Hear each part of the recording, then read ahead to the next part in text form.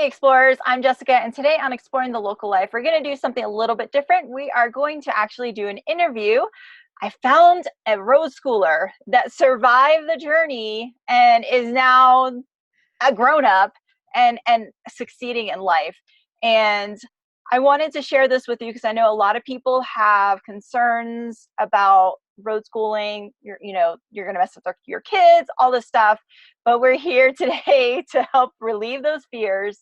And we've got Kelsey Henry. She's from Positively Delighted, and she's here to talk to us and share her journey.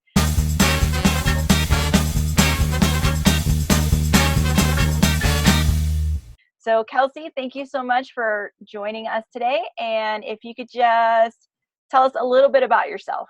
My name is Kelsey, and I am a singer-songwriter, positivity coach, coloring page designer, digital nomad, and laughter yoga leader at positivelydelighted.com. And that's all I'm going to give you for now. That's me. There we go. Let's go back in time. So at one point you were in regular school, and then your parents decided to do this road school thing with you. And at what age, kind of tell me what age that occurred, kind of like what grade level and all that stuff, and what that transition was like for you. I did elementary school all the way from or public school and a little bit of private school in elementary school. And at the end of 6th grade, my parents decided that we were going to sell the house, all of our possessions, and we were going to buy an RV and we were going to live in it. And I was going to be homeschooled and sleep on a couch. And they're like, what do you think? I talk about this in the very first chapter of my book, Growing Up Roadschooled. And I'm like, okay, I'm part curious, part terrified, and part thinking you guys are crazy. I'm like 11. I'm about to start into middle school, 7th grade, and all of a sudden now I'm going to be homeschooled. I don't even know what that really means. And we're going to live in a trailer or an RV of some sort. We didn't know what we were going to live in at the time. So it was pretty crazy. My brothers are 10 and 12 years older, so they were actually in college at this point, and they lived in pretty much the same house their entire lives.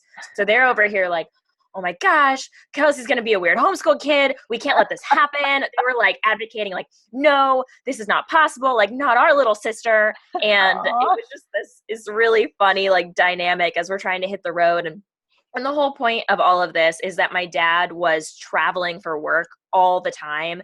And so he would be out in California one week or out in New York for another. And we just didn't get to spend much time with him. He would fly out every Monday morning and fly home every Friday afternoon or evening. And so he was only home on the weekends. And then he needed time for himself too. So there just wasn't a whole lot of time left after all of that. And he's out there, like providing for us, but doesn't get to be with us. Right. And so mom was like, you know what? It's time for us to be together. The boys are already grown up, and Kelsey is just, she's here. She's resilient. She'll figure it out. And so we did it, and we sold our house, and it was so fast that we actually ended up living in a hotel, and we're just kind of like wondering, oh my gosh, what have we just done? We're homeless. I've sold all of my toys at this point. I don't even know what's happening. And then we had the opportunity before we actually bought a 5th-wheel trailer. Right. And then before we could pick it up, my dad got the opportunity to do a temporary assignment in Europe. And so on our RV journey, we actually moved first to Paris for 5 weeks. So you did a little world schooling, right? Mm-hmm. Yeah. And I actually, for my homeschooling, I started history where it was world history, and I started in France. So it was pretty incredible. I know I got a little bit spoiled. I'm like, oh, this is what homeschooling is going to be like. Cool. So I learned about, Versailles, and then we go there. That's what it is, right? That's what school is now. That's amazing. Now, what about how did your parents even know about this? Like, did they just, because that wasn't really like the cool thing to do. Now it is. Like now it's like, oh yeah, live like a minimalist, travel, all this stuff, but not then. Like, yeah, because this was in 2005.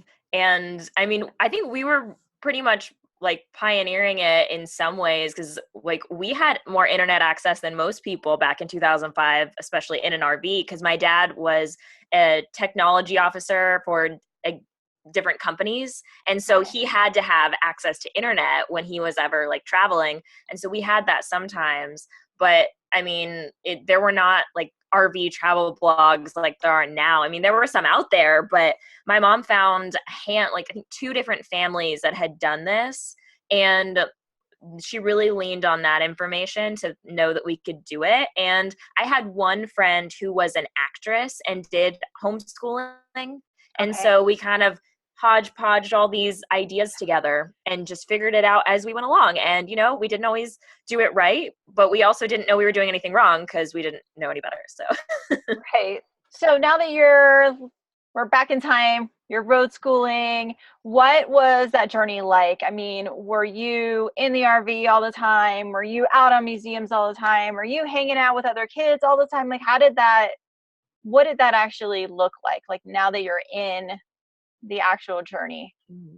yeah. So, I think that my experience is actually pretty different than what I see a lot of families doing now. I look at them now and I'm like, I want to be like the adult version of that. Like, that's awesome. I see these kids going out on field trips every day and doing all of that. And it just, oh, it's amazing. So we did a lot of those things, but we did kind of like I did like public school in the RV. So I watched videos of kids in a classroom. I used Abeka Christian Academy.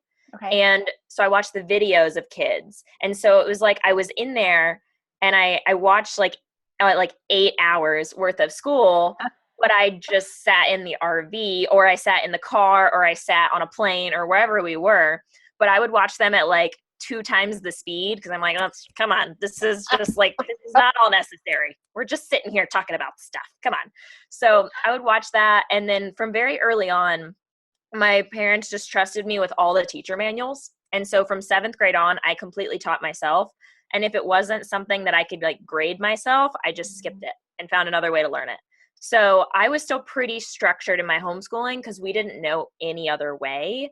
I didn't know what unschooling was. I didn't know what world schooling was. I didn't know any of that was until I was 16.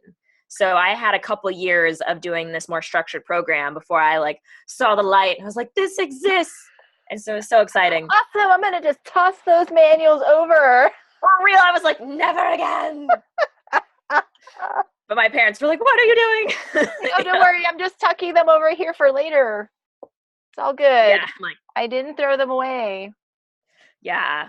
Yeah. And I also, I think I was pretty much aware of like how much the program cost and how much my parents were investing into that education. And so later on, I kind of tried to come up with my own and I was like, look, I'm saving you money and I'm learning about like personal finance. Like, I mean, that's pretty impressive for 16. Yeah. But they, you know, the whole point of doing the structured curriculum is because the end goal was that I would be able to get into college. And I'd be able to get into college in Texas if I wanted to, and we'd have in-state residency for that. So that's kind of, you know, the end part of that journey. But in the beginning, I was doing all of that schooling myself, and my parents were there to help me if I needed it. You know, I liked having my own freedom from the beginning. I'm like, okay, I can do this. I can just kind of listen to the videos and I can teach myself. And I would do that, and then we do field trips in amongst it.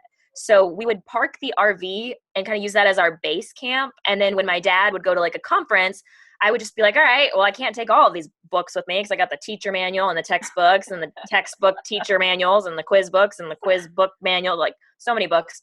And it was not very minimal for a homeschooling program. Yeah. So with that, I would just take like one subject at a time, and then we'd just go to Las Vegas for his conference, or we would go to Paris for a couple of weeks for that. That's how we started in the beginning.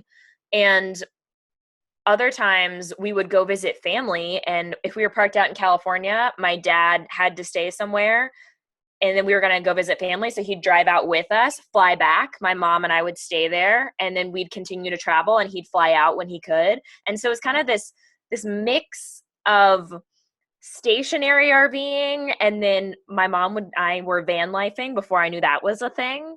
Yeah, I know everyone's always like, oh, van life, so cool. I'm like, that's just what mom and I did on our trips to Yellowstone, where we didn't shower and we just parked at campgrounds and stuff. That's just what we did. Yeah. I didn't know that wipies were not an acceptable shower and all of these other things, and other families don't have porta potties in their cars. I thought these were very normal things. I didn't know any better.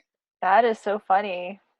So, Yeah, our family actually does a little bit of that. Like when you were Hmm. talking about like positioning somewhere and you guys then staying out and then dad flying back and forth. We do that as Yeah. well. So we have kind of a mix of like, yeah, we're kind of Mhm. stationary, but then we do these other weird things where Robert, flies out to see us while he's, on his days off. Yeah. But that's really cool that you guys were doing that back Yeah. then. That's I think that awesome. that's cool though, because I mean, it shows that there's different types of RV life. You don't, because I think that there's so much around the whole, like the dream is to be full-time traveling. You travel every day, but then you can get burnout. And Yeah. it's nice to know that no matter what, like you can find a way to do it. Even if you work more of a structured job, you still can have more flexibility than you did before. So yeah. Exactly. It's just kind of making it work for what you need. Basically, you got to Mhm. work, you want to travel, make it Mhm. work. It may not look like exactly, Yeah.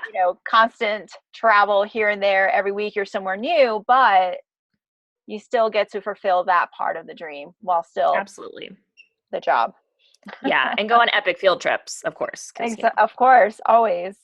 Now, what about so you're on the road, there's not really a lot of families during this time. mm, What did you do for, I mean, did you have friends on the road? Did you keep in contact with your friends back home? Or what did your, I guess, teen social life yeah, look like? teenage teenage life back in the day for Roadschooled Exactly. Kelsey it was full of a lot of entertaining stories. Let me tell you, because I also, in addition to just being like a very shy Roadschooled kid, I also have missing teeth, and so I've had 3 dental surgeries, 5 dentists, and it took like 13 years just to fix Oh, this. I wow. was just missing 2 adult teeth and took 13 years to fix. So who would have thought that would take so long? But I I would kind of I when I was in 5th grade, I had the adult teeth or the baby teeth pulled, and so it's Okay. these 2 teeth, and I now have my implants. Everything's beautiful now. Work of dental masterpiece. But back in the day when we hit the road, I didn't have any. I just had the holes there, and I was still kind of okay because kids are still losing teeth at that age. But once I got into middle school, it was like the first thing people would see, and so I was super self-conscious, and it affected my happiness a lot because every time I would smile or show joy, I'd be like, wait, no, don't show people that because you don't want that to be the first thing they see. So I'd do like the smiling without my teeth and all these other things. So that affected a lot in addition to just being on the road. So I kind of took it as an opportunity to be more reclusive. And then my mom's over here like, the whole world is out for us to see and it's at our fingertips. And I'm like, but I don't want anyone to see me. Can I do it like this? um, and you'll see there's a lot of photos of me at that age. Like when we first were on like our travels and we first went to Europe and then we went out to San Diego and we're in these amazing places with all these things to do. My mom's like, I want to take your picture. And I'm over here with like a baguette in my mouth or I have like a map over my face. And then the next one will be me being like, Or you're like hiding behind a book. she'll capture it. Yes, exactly. My mom actually found all these photos and I thought, it was just in my mind. She found all of these again. So it's really funny. And, I tried to smile with my eyes and smile with my mouth closed and all these things. And then I finally got braces and I was like the happiest kid to get braces because I knew that getting braces, it would hurt, but it would lead to fake teeth because there'd be something to attach them to. And my confidence just went way up after that. And then you're And like social butterfly Kelsey. yeah, even though I'm over here with braces and I have a perm and I use a lot of weird British slang because of the books I was reading, I was over here like, you know, but I was still pretty shy.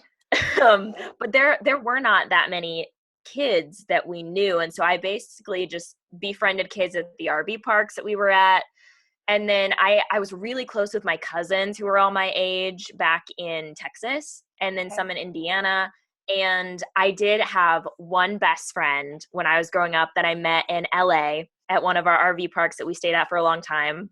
And there weren't that many kids at that park because they didn't actually want many kids there because if they were living there and they weren't homeschooled, they might have to pay for them like with the school taxes. So they Okay. were discouraging kids to be there long term. So I just had the weekender kids sometimes.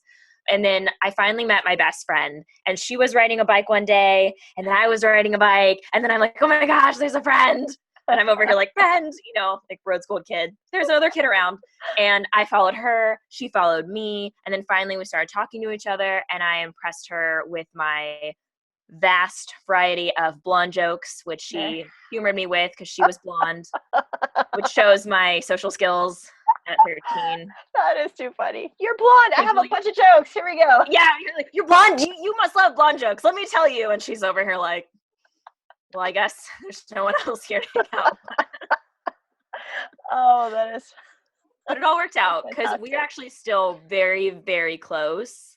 And I've seen her almost every year at least since we were 13. So we've been friends all this time, and our friendship of me traveling and coming back and forth to that park prepared us to be friends forever, because like we forget to call each other a lot of the time because I think we talk to each other in our minds and we just don't really think about it because we're just so used to being apart. Yeah. It never affects us. We can just pick it right up where it left off. And that friendship is just such a joy to me. And I was friends with my cousins, and then I did have some other friends, but I will say that I did have a little trouble when I transitioned, when we transitioned to new places, or I had to start over and finding new friends, because I just didn't really have much exposure to kids my own age. And so sometimes I wasn't sure, like, is this a good friendship or not? Because if there was a kid within 50 yards, I had to be their friend, or I didn't know when the next one would come along, Yeah. There's a little bit of that scarcity mindset because I didn't see that many kids. Mm-hmm. So there's that as well. And that's very different now because there's all these families on the road. And I just love that there's these communities where they can sometimes meet it's like, and hang out. No. The door is closed. We are not accepting visitors today. Yeah. And then I think that's interesting too, because now if you hang out with a friend when you're traveling, it's either, okay, you're not near your friend, or you're with your friend 100% in that moment. Yeah. So it's interesting mix of that. So like I have friends now that even my adult relationships are like that with traveling. And sometimes I'll go over to hang out with friends if they're in town, and I'll hang out for like 9 hours and we won't think anything about it, even if they're around for like weeks, because we're just so used to being apart that we're just used to that. Yeah, it's funny that you mentioned that, because RVer friendships are like that. Like we met a family, and we met up with them twice, and both of them were like hours, like 5, 6, 7 hours straight, like nonstop. Like, okay, let's go over here next. Okay, let's do this next, because not only did the parents get along, but the kids got along. Like it was just like, it was perfect. It's magical. Yeah. Yeah, so you like don't want to ever have it end. Don't let it ever end. No. Oh, it's 11 o'clock at night. I guess we need to stop. Or we could have a sleepover, We haven't gone that. I wish next time I'll see them. We should have a sleepover. Let's do that. Yeah, these RV friendships are something else. They're very, very deep. Yes, deep, and they're instant and deep. Yes. Yes. Now, tell me about once you were graduating from high school. Mm-hmm. Now, did you, what did that look like? Did you stop road schooling right away? Did you move out? Did you go to college right away? Like how did that transition look like? Like what? Yeah. Basically, what did that look like? I don't know why I'm trying to say more than that. Yeah, for sure. Yeah. So I went to my first ever homeschooling convention when I was 16, and I went to the most impactful seminar of my life, which was about unschooling. And I'd never heard of this concept before, had no idea that there were other options out there. Mm-hmm. And this woman was talking about how you can just study based on your passions and the things you were interested in, and how you can learn subjects in different ways, and hands-on learning, and just things that just made me so excited about learning. And I loved learning before, but it just made me even more excited because I would have an ownership in what I was doing instead of just going through the motions of learning what I was supposed to. And she talked about this book called The Teenage Liberation Handbook, How to Quit School and Get a Real Life in Education. Oh, wow. And I tracked this book down from the library. It was written by a teacher, I think in the 80s or 90s. And it just blew my mind for there were like different things about homeschooling laws and different things like how you can learn in different ways and how it had been taught throughout the ages. And a lot of our founding fathers and other people were homeschooled and they did learning in their own ways and look what they accomplished in life. Yeah. And as soon as I started reading that book, I closed my Becca textbooks. I'm like, never opening these again. I'm going to do this. I'm a pro. I can do this now. And I went to my parents and I said, okay, here is my Kelsey's education plan. And I got Dave Ramsey's personal finance. I got these library books. I'm going to learn forensics. I'm going to read all these library books about anything. And I'm going to do Rosetta Stone and learn Spanish. And to top it all off, I'm going to save you hundreds of dollars. And they were like, and it's going to be awesome. And they're like, this is great, but I don't know how this is going to look on your college application. I don't know if schools will like this thing called unschooling, So how about we come up with another solution? And I had told them that I wanted to get a GED, which I didn't know about getting that before. I found out about it in that book about kids who'd gotten GEDs at like 15 or 16 and then just studied whatever they wanted and or gone to college early and done all these different things. Okay. And so I made an agreement with them that if I were to take the SAT first, if I were to stop studying Abeka and just completely study for the SAT and just take that, then I could take a GED and study whatever I want. So I had to graduate high school first before I could become unschooled. That was the deal, which was pretty funny, but I get it. I mean, this was so new. We had nothing to go off of. Yeah. And so I devoted all of my time to studying for the SAT, and I studied for the GED in secret. That was like my fun time. This giant book. I was like, yes, my goals. I'm gonna get this. And so I took the SAT after months of studying for it, and it was horrible and awful. And after a few hours, it was over, and I got my results. And my parents were like, "That's great. What if you took it one more time? Just like, no. Get a little." And I'm like, "No." And so I studied again. I took it again, and I went up a little bit in reading and went a little bit down in math. Got the same score. But they took the highest of both, and that was good enough for my college applications. And then they were like, okay, now you have to work on your college applications, and as part of that, you can get your GED. And so we had talked about, okay, we'll get the GED, and I had made this like piece of paper that said senior class of 2010. And before I even knew what I was going to do to graduate, I was like, I'm going to graduate this year. This is going to happen. I'm going to graduate early, because I was supposed to graduate in like May of 2011 or so. And my parents were like, that's a beautiful dream, Kelsey, but we don't know how to help you, because we don't know how you can graduate early, because with my Abeka program, I was kind of behind because we were traveling so much. I was like, I don't know how I'm going to do it, but I'm going to do it. And then I took my GED test with a few days notice. Thankfully, I'd been studying in secret for months, because I had like 3 days to get from Virginia to Texas to take this exam. And I took it in December of 2010, and my GED says January 5th, 2011. But I still count. I count it because I took the test before the holidays. True. Still counts. Either way, I was done, and I applied to college, and it was all set, and then I could study whatever I wanted, and it was incredible.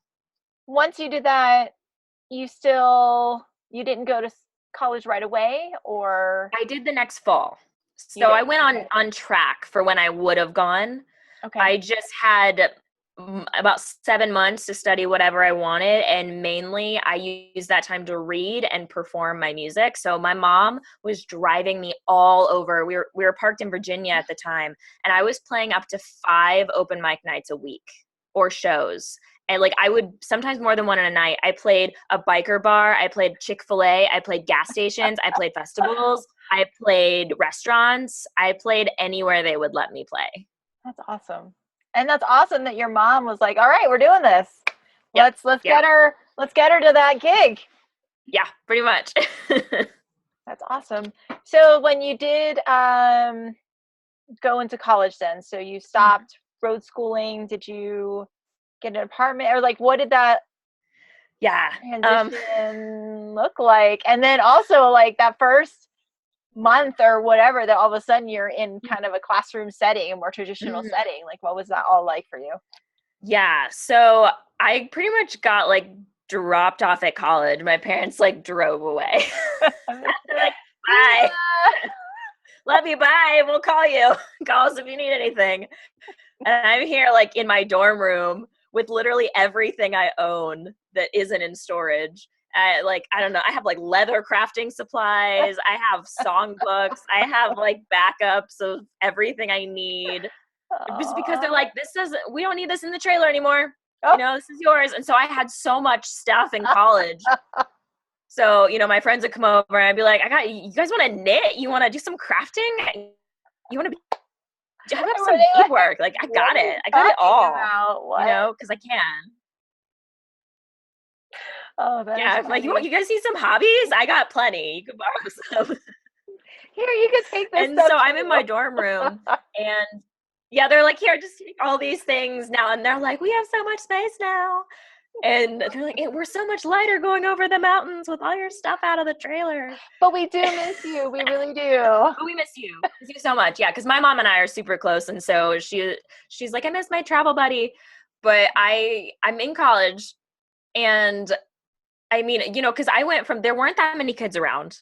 And then I picked my school, the University of North Texas, because the size felt good for me. And some of the other schools felt too big or just not in line with what I wanted. And this one just felt like I could do this. I felt confident enough in it. And I was so excited to be completely just surrounded by people. It's like every interaction I had was like an opportunity to make a new friend. I'm like in line at the cafeteria and I'm standing next to someone and I'm like, hey, what do you think that bread is, Miss Banana? Hi, new friend. Like every interaction, like this person's gonna be my friend.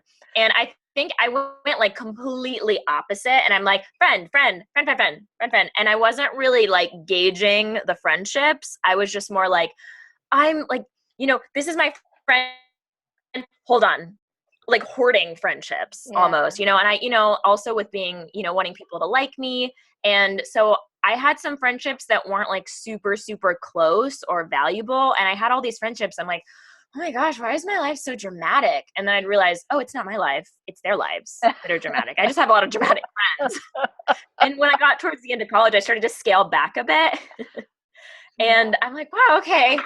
Life is so much better when you like curate your friendships and don't hoard all the toxic ones. I think that's sort of though just life experience, because I mean, not saying I had all these toxic friendships or whatever, but for me, like I didn't hang out with ladies as much, females, because I was always like, I don't know what like that. I don't understand any of this, nor do I want to get involved in it. So it's kind of like, and now that I'm older and now like I've actually been meeting, I have a lot of female friends now because I finally was able to kind of like, I don't want to say weed them out, but kind of just find them. You find them kind of at RV parks, and camping, for sure, and boondocking. And I think there's something really special to say for finding people who like you just have that connection and you have those similar values and interests. Because that's one thing, like in college, I think the best way that I made friends were through similar passions, like student organizations or within my major or other things like that. And then when you have something to connect on, that was so great. Because my friendship with the person in the cafeteria line may be great. You never know. Banana bread could be the beginning of any great friendship. There you go. You guys really don't know. Together, eat it all the time. You never know where that can lead you. Yeah, so. It could be like an inside joke forever. You really don't know. Those can be magical as well. But the friendships that you make, like some of the most special friendships, even if I'm not like super close with anymore, are like in college, I had a student organization. And one of the things that we did was we put on a student produced musical, and it was called Bigfoot the Musical. And I am just forever passionate about all things Bigfoot because that experience was so special to me. And just the fact that these kids wrote this musical and put it on, and I got to be there to produce, and I gave no feedback whatsoever. I was just so darn proud. And I was not a very good producer. Thankfully, I was just a co-producer. I actually do the producing. I was just there to motivate them. There you go. Yeah, like, you guys are wonderful. How was the take? It was fantastic. Everything was Are you perfect. gonna do it again? Yeah, sure. Why not? Just for the heck of it. Let's do it. You know. Oh, that is funny. But those friendships are really special. And I think there's a lot to say for like friendships in certain times of your life too. Cause, you know, friends that you meet on the road, you may be friends with them forever, or you may not. But I think there is something about those people who had similar experiences as a child, or just understand where you're coming from with a lot of your beliefs and core values. Those are really special friendships. Like, for example, I have a friend who I met up with today who actually was kind of road schooled, but I met her at a rock climbing gym last year, you know, just at like, it was like the banana bread thing, you know, like who thought? I just happened to sit next to this girl, briefly mentioned I was road schooled, and she's like, oh, me too. And our just souls reached out to each other. And you know, now we can talk about how we have some similar social anxieties still, even to this day, because, you know, we just didn't have a lot of experience in it back in the day, and how we're overcoming it, and how we think about certain things because of the way we were raised, and how jetting off across the world or across the country is like no big deal, but being in a group of strangers may be terrifying, you know? So just the differences, and I think those people that have similar experiences like that are just, you can really connect with and grow with them, because you know that someone understands you. Now, as far as college academics and just the transition from kind of owning your own education to kind of, I mean, in college you do get to make a lot of decisions and pick everything, and it's there's a lot more freedom than when you're in, you know, not in college. But still, how was that? Was that a hard transition for you, or was it just like easy peasy, and Matt, boom, you graduated, and boom, yeah, you know? Yeah, college was over, and I was done. Yeah. I think it was a mix. I was excited about having a little bit of structure, and also, I mean, I didn't have to teach myself anymore, so I was going to have tons more free time. You know, I just had someone teach me, and I just learned it. But there were a lot of things that I had not taught myself well enough, and I had to relearn. Like, when I got into algebra my first semester, first test, I got like a 106, like aced that thing. Next one was like a 76. I'm like, oh my goodness. Next one was like a 54. And like, wow. No.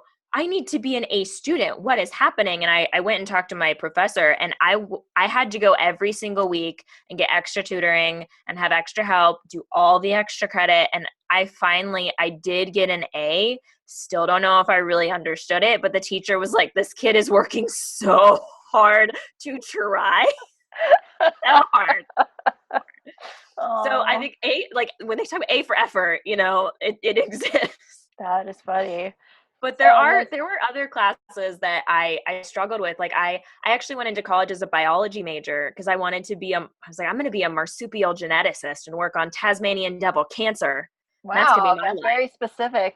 Very specific. Very specific. I'm not even sure if that's a real field. I think that that's just like a specific thing you can work on, but I just love Tasmanian devils, and I was like, science is interesting. That sounds great.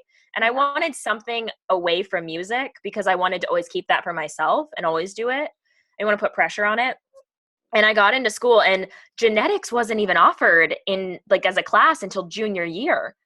And I'm like, you know, sitting there in freshman orientation, I'm having a crisis because I'm like, what if I get 2 years into college and I've already taken statistics and chemistry for the first time, and I don't even like it, and I change majors, and I'm behind, and like, I'm just having like a meltdown in my chair. And then they had an opportunity for freshmen where you could work in a genetics lab instead of the regular lab, and we got to work on bacteriophages and discover a virus, and it all sounded super cool. And it was a year-long commitment, and it was like, all right, well, a year. I'm not usually knowing where I'm going to live next week. I commit to a year of this, but this is faster than learning in 2 years. So I signed up for that. And that teacher, I went in, you know, kind of with my algebra class, like with that mindset of I'll go to the teacher. He's there to help me.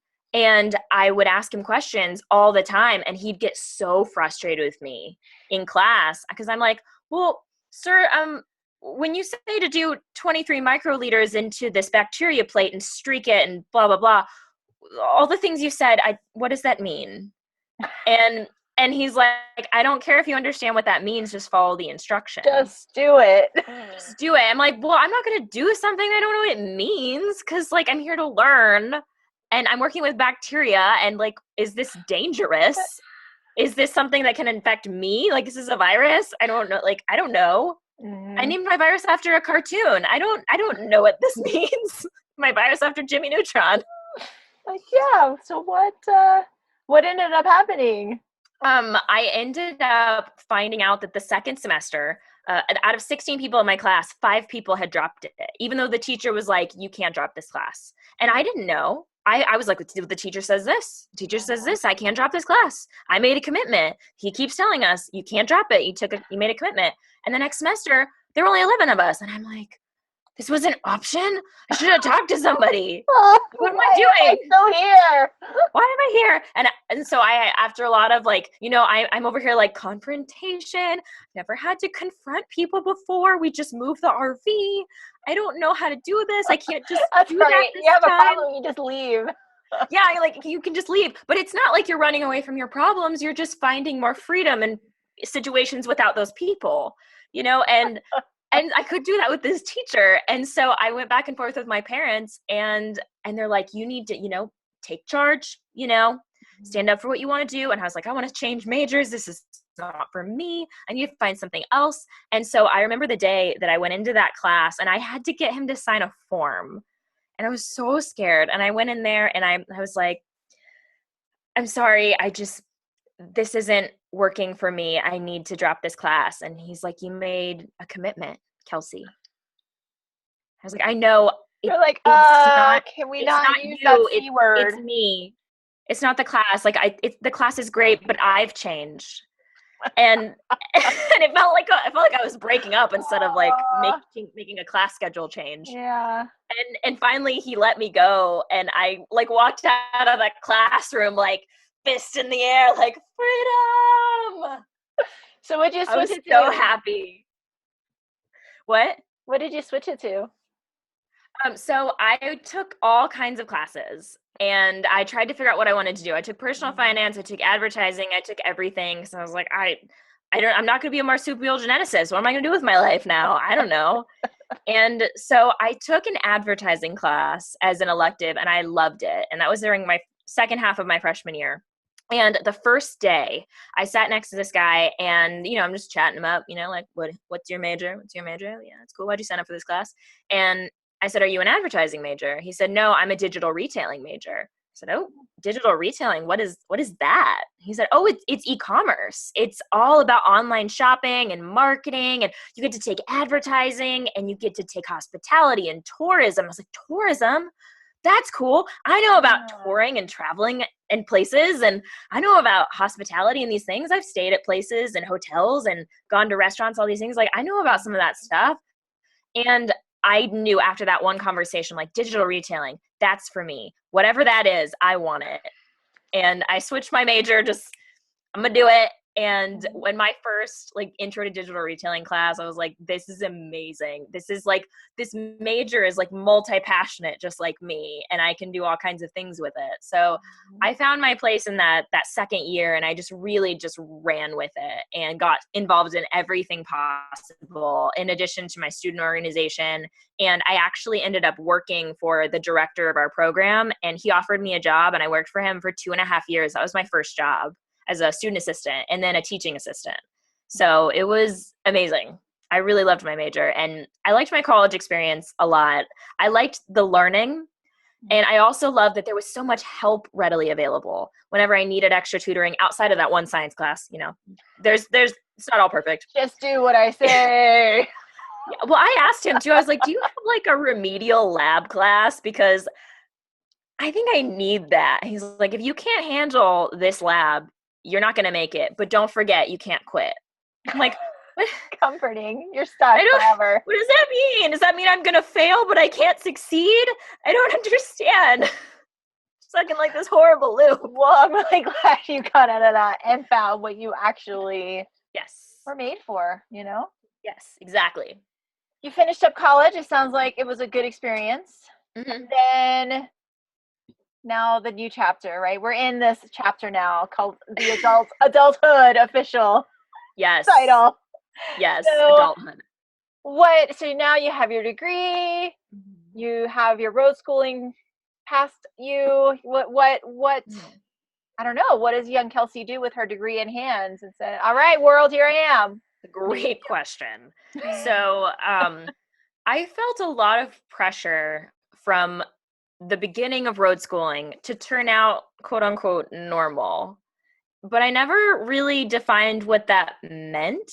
I just kind of saw, okay, like my brothers, they got college degrees, and my oldest brother, he's like the stereotypical American dream. He's an accountant, his wife's a teacher, they live in a house with their cars and their kids and their dog and their pool, and that's wonderful. And so that was like the vision. And I was like, okay, well, I guess I'm working towards that, but I also have this other childhood that's very different. So I guess I kind of thought, okay, well, that was nice, but now I have to go this direction. And also, I like, as I continued to succeed and do better in my major, I became one of the top students, and I actually graduated with the honors of highest GPA in my major for graduation. And they actually honored me at graduation for it being my first ever graduation ceremony. So that was so special. And then after that, I'm like, well, they all believe in me. I have to do well. I have to succeed in and I think this is important, what I thought they wanted me to do. It wasn't necessarily that anyone was putting pressure on me. They all supported me and wanted to see whatever I was going to do. But I thought they expected certain things. And that, in my eyes, was a good corporate career. And also, while we were traveling, I saw that we had the freedom to travel because my dad had this long career beforehand. I hadn't seen it another way. And so that's why I was like, okay, well, if I want to travel someday, I need to have a nice career so I can afford it someday. And I'll travel when I have time. And that's where I kind of, you see the working there. I was like, I had this inner Roadschooled kid inside me that was like, but we like to travel. And I'm over here like, but let's be realistic. We need a career, and you're going to have vacation days, and you're going to be able to vacation 2 weeks out of the year. And my inner Roadschooled kid's like, 2 weeks? 2 weeks? That you like, how about we have like a 2-week stationary time and then the rest is travel? Like I'm battling with this inside. Feel like a little bit like split personality because I'm over here like, let's be successful. And then my inner Roadschool kid's like, well, what does that mean? And I'm over here like, road school, or you can't be, traveling and be successful. I didn't know because I didn't have a vision of that. Yeah. And so I went after the best opportunity that I could possibly get for a job after graduation. And I was so excited about it, but also really nervous because college, like you said, it still has that freedom and flexibility. And I mean, a corporate job is like nothing I had ever experienced before. I had an internship, and I noticed that being in one place from like 9 to 5 was exhausting. And I'd never had to sit at a desk or do any, like elementary school even was like the closest experience I had to this. And I got recess, and no one tracked my lunch hours and made me stay later if I ate my sandwiches for too long. I'd never experienced anything like this before. I'd never had anyone tell me where I had to be and when I had to be there and how long my breaks could be and in my job, I worked at an agency, and while I was working on amazing things, and in college, I got really into extreme couponing, and I went anti-minimalist, went whole opposite direction. I was like, oh, you mean I can have a stockpile with enough toilet paper to last me the next 20 years? I'm gonna do it. Okay, let's realistic. Getting toilet paper for free is hard, so it wasn't that much, but I was really into that. I think it was partly because I'm like, I've been denied space all my life. Now I'm going to fill it with toothbrushes, Lots of stuff. Lots of stuff. And I was a retail major, so I was like, I know how to do this. I know both sides. I see their marketing ploy, and I will one-up you with extra coupons and rebates. You didn't even know there were so many, did you? Oops, I just broke my chair. On a side note, you have a coupon for a new chair. Alrighty, let's. There is such a thing, so we'll talk after. But I was actually in my job, I was creating coupons, like, like Retail Me Not coupons. Like I was creating those in the websites for major retailers, like, and testing them and trying to game the system to see if it was possible. And I was like using my extreme couponing skills and my school skills all together.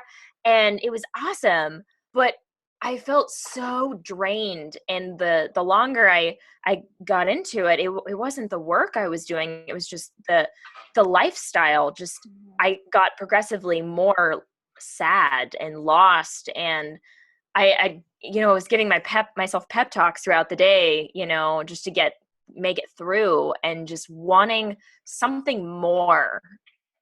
I just wanted more freedom, more flexibility. And I wrote this song called Free. And the first time I wrote it, like, this song was terrible. It was sappy and sad. And it was like, I just want freedom.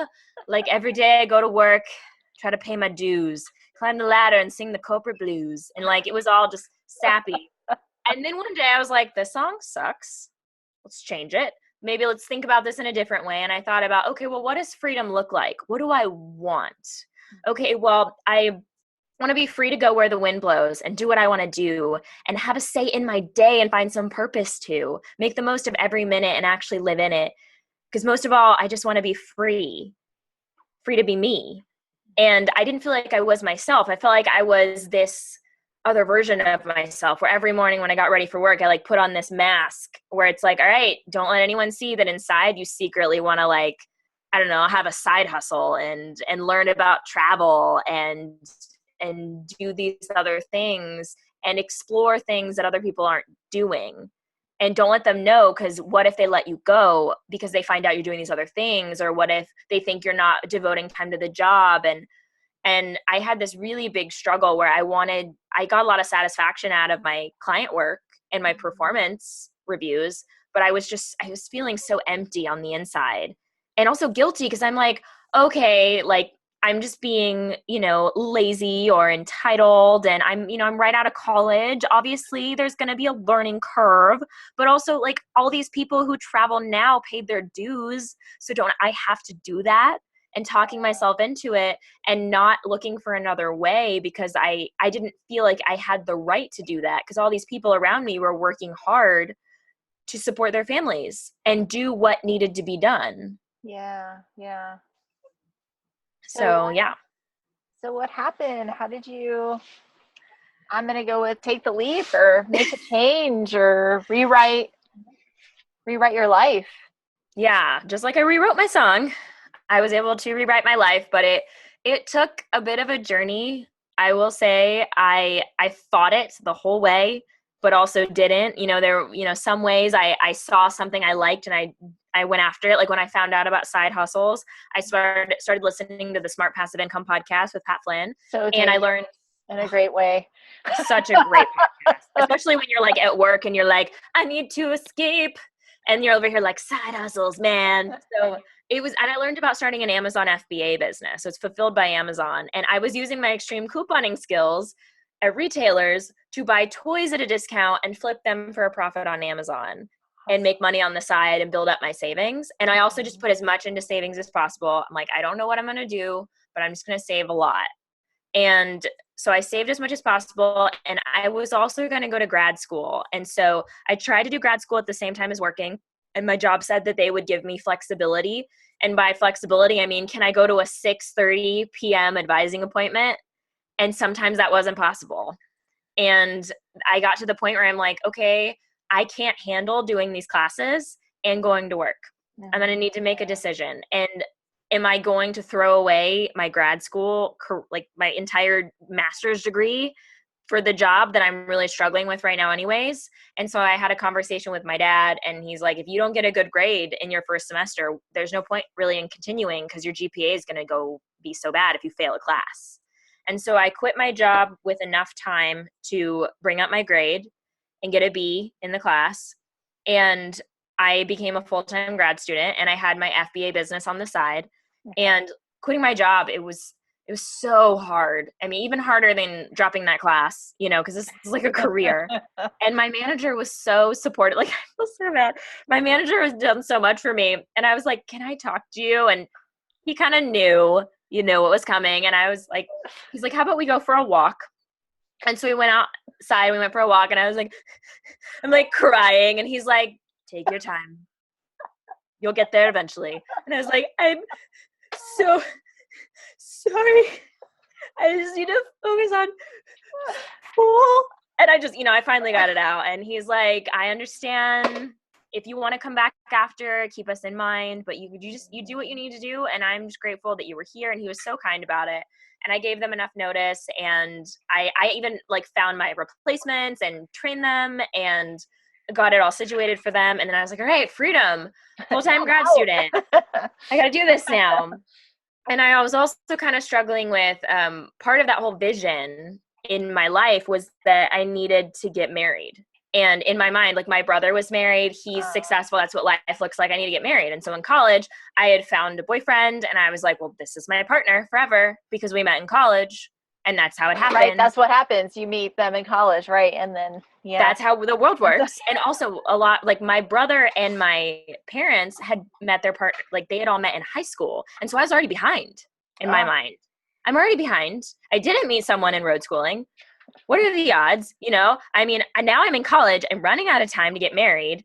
I need a partner. This guy's cool. He doesn't want a relationship. I'm going to make him want a relationship because I have a plan. This cannot backfire. How could this possibly go wrong? And then like 4 years into our relationship, it just all falls apart.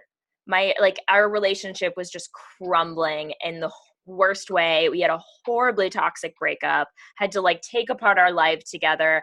And I finished grad school and in the process of all of this life stuff, I had to take another corporate job temporarily. And that ended up ending abruptly because the department ran out of funding. And so I was like suddenly new, like I had a master's degree and no job and no relationship. And I was like back home living with my parents and I had caught mono because I was just so sick and my so stressed. I feel like my body was just like, we're going to give you an illness. So you'll just stop, because you need to be on bed rest. And this is the only way we can, like your body, we're going to make your body physically not be able to move. And then you're going to be fine.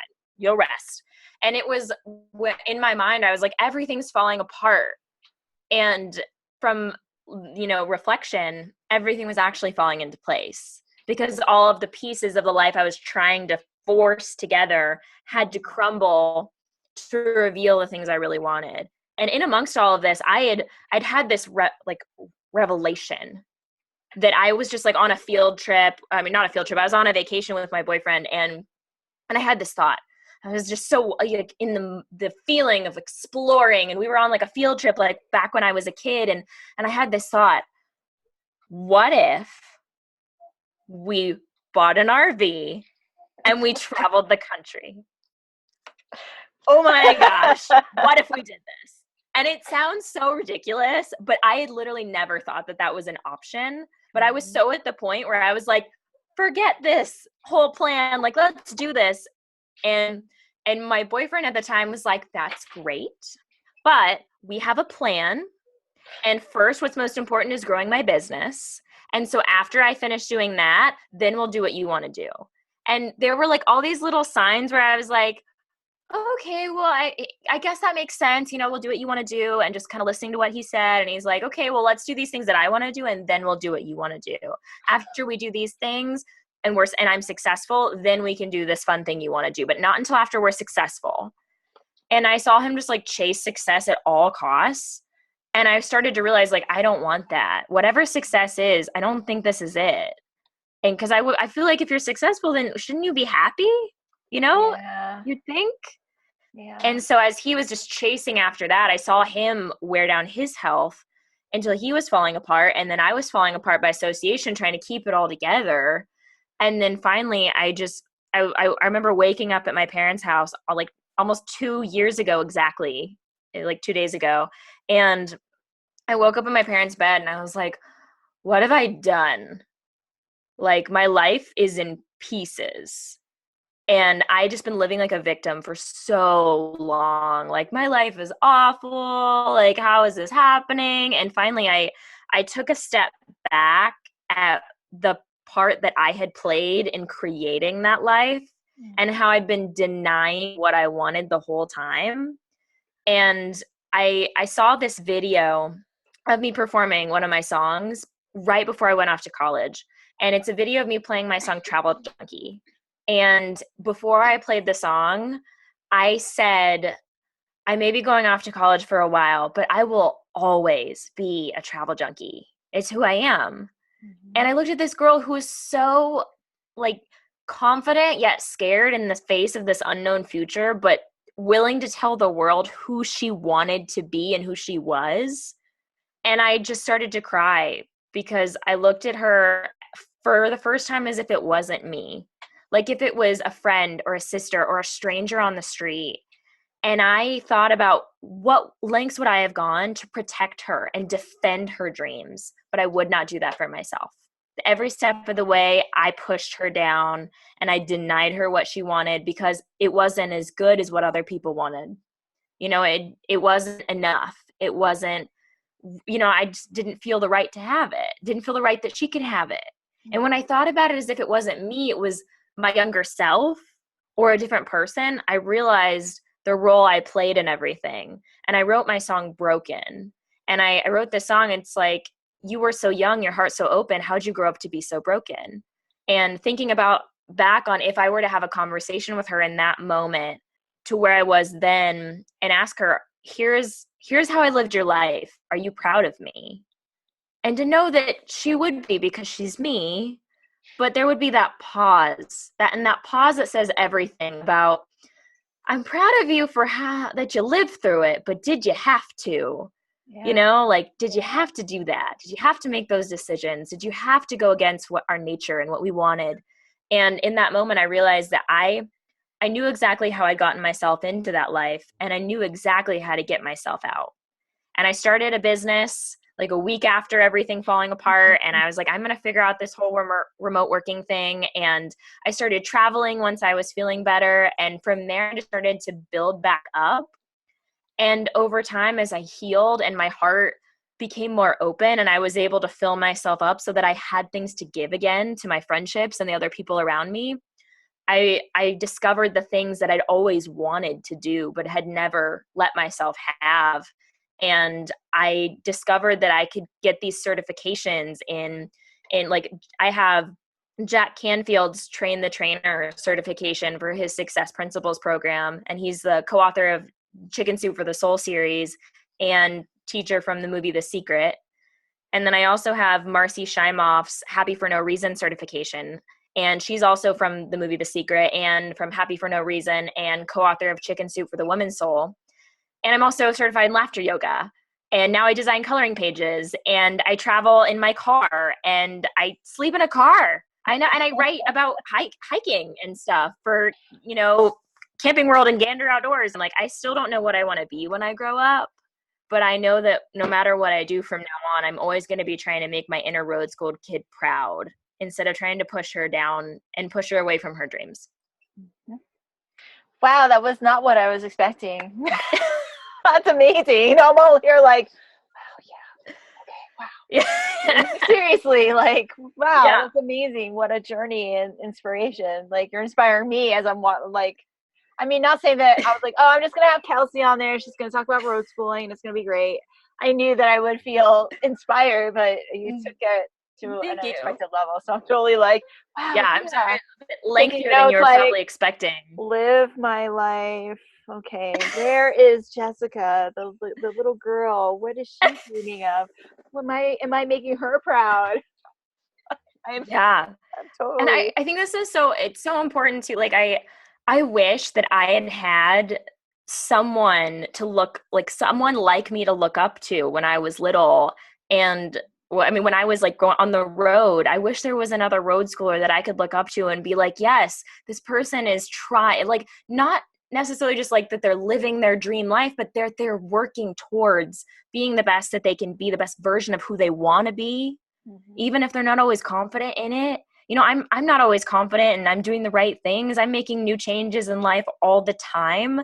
But what I'm trying to do now is I'm trying to not only honor my inner road school kid, but try to be an example to other kids that no matter, even if you really lose your way, because sometimes our expectations, internal and external, lead us down completely wrong paths, but you can always find your way back. You just have to take that responsibility to do it, because otherwise other people are going to live your life for you. And one day you're going to wake up at your parents' RV if they don't have a house, and you're going to be like, how did I get back here again? Now that you've blown me away.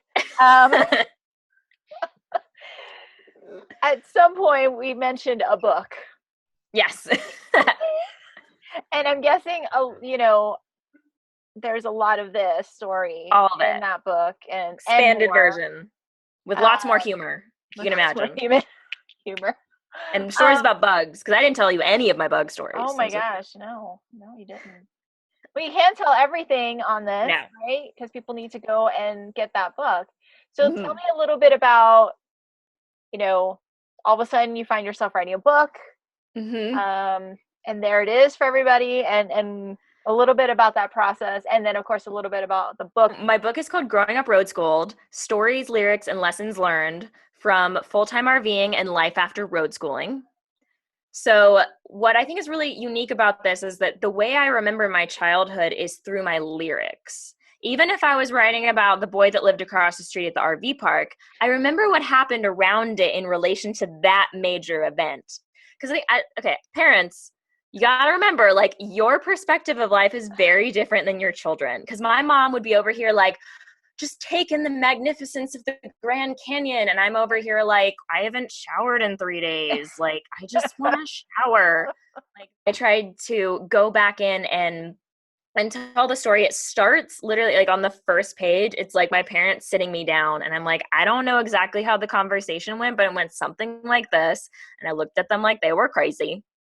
And I was like, we are not RV people. I don't know what you're talking about. Like, I just found out where babies come from, and now I have to downsize all my toys and figure out what my kids are going to inherit. Like, how am I going to do this? And so it's got some of that like 12-year-old sass. And I tried to keep it so with the book, you grow with me over time. And so in the beginning years, it's like funny and it's full of embarrassing moments, and like the time that I serenaded my neighbor with the song that spells out I like you. And also there's the time that our RV got invaded by ants, and my mom had to like wipe them all out with scrubbing bubbles bathroom cleaner, and I ran to the dumpster in my pajamas. And like there's all these different stories in there, and it's super fun. And then it goes into those more adult years, and you grow with me. And those were the harder ones to share because, like I said, like I made mistakes, and it's hard to even call them mistakes because they brought me to where I am today, and I'm so grateful for that. But there are a lot of times where I did not honor myself in the way that I needed to with my relationship and my job and the path that I took. And there were a lot of times where I saw what I wanted, and I said, no, you can't have that. And it was hard to show those really vulnerable parts of my life, but I tried to really tailor it in a way where you'd get the messages that I want to share, and have the lessons learned at the end of every chapter. And so you see, like, here are the things that I learned. And then a few chapters later, you might see the things that I learned that I should have learned a long time ago. Lessons are sometimes learned, forgotten, and relearned. Yeah, they more are. often than not. Sometimes we see them and we're like, I see you. I'm going to ignore you. And I'm going to go my way. And then it doesn't work out. It's never good. And you're like, oh yeah, okay, I knew better than that. End up worse. But I think that it's good, and I recommend it for like parents and teens, anyone who loves to travel and just wants to read entertaining stories, because it's full of personal growth and self-reflection and positivity and humor and stories about bugs and RV life and dating as a teenager and careers and all these things in there together in chronological order in the most entertaining way possible, but all completely true. Yeah. If you can believe it, I actually toned down the drama to make it more, curated it. But yeah, so it's this whole story from the moment we decided to hit the road to where I am now. And I think that it shows that journey. And I just hope that it gives parents just one possible perspective of what can happen. Because I've seen with other kids that I've seen that have lived a similar lifestyle now that I've seen a few others, I've seen that sometimes they go completely the opposite and they really crave a stationary life. Sometimes they go completely like in line and in sync with what they were raised as, and they have these really creative, really like funky, cool lives where they travel a lot. And then the one in the middle, sometimes they really struggle and they have like this weird back and forth of what they want to do. And I feel like I'm kind of in there trying to figure out my way, and now I'm becoming who I want to be. But I think that it's good to show a perspective of, I show you the reasoning why I did different things, why I went after a relationship that wasn't good for me, why I went after this other job that I had hesitations about, you know, all these different things, why I stuck out situations when I shouldn't have, why I did go after things that I did like. So I show you my highest highs and my lowest lows and my greatest comebacks. Put it all out there for you guys to see, because hopefully you can take a thing or two from it and learn from it. And yeah, so that's my story. That's awesome. I need to check it out. I need to get it. I haven't gotten it yet. I've been It's telling up there, people about so it's not going anywhere. Paperback coming soon, and audiobook. I'm so excited to record the audiobook, because then I get to like act it out and just like use my flair. Gosh, I feel like I broke through my chair.